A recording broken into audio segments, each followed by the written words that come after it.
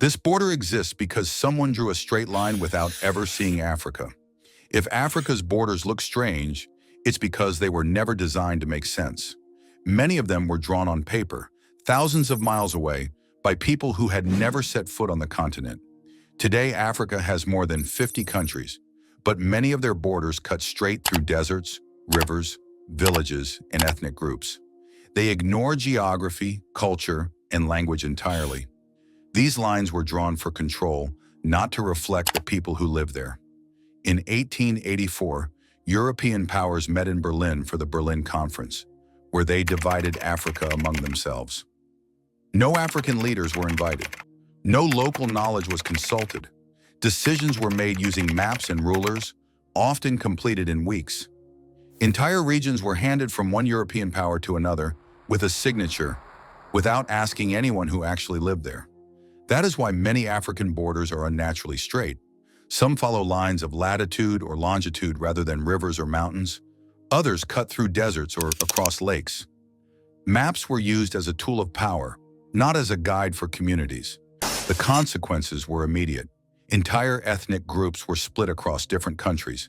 People who shared language, culture, and traditions became foreigners overnight. Rival groups were forced into the same country.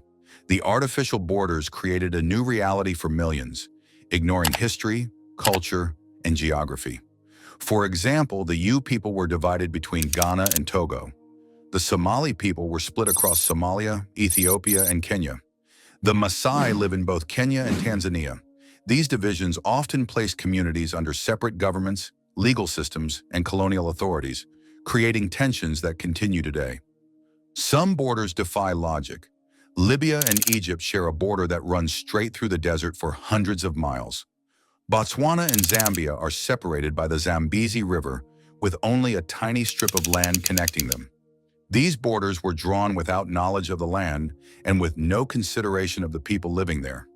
Why were these borders never changed? After independence, altering a border was risky. Redrawing lines could trigger wars. Most countries kept the colonial borders, even if they made little sense, and they remain recognized by the African Union today. Despite the artificial nature of these borders, Africans adapted. They created networks across borders for trade, family, and culture. But the political realities imposed by colonial powers continue to shape nations, economies, and societies.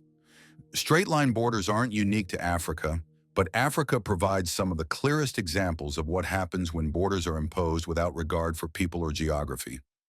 They are a legacy of imperialism and a reminder that maps are not neutral. Every line drawn on paper has consequences for millions of lives. Africa's borders weren't designed to make sense. They were drawn to serve power. Once you understand that, every map tells a story far deeper than the lines suggest.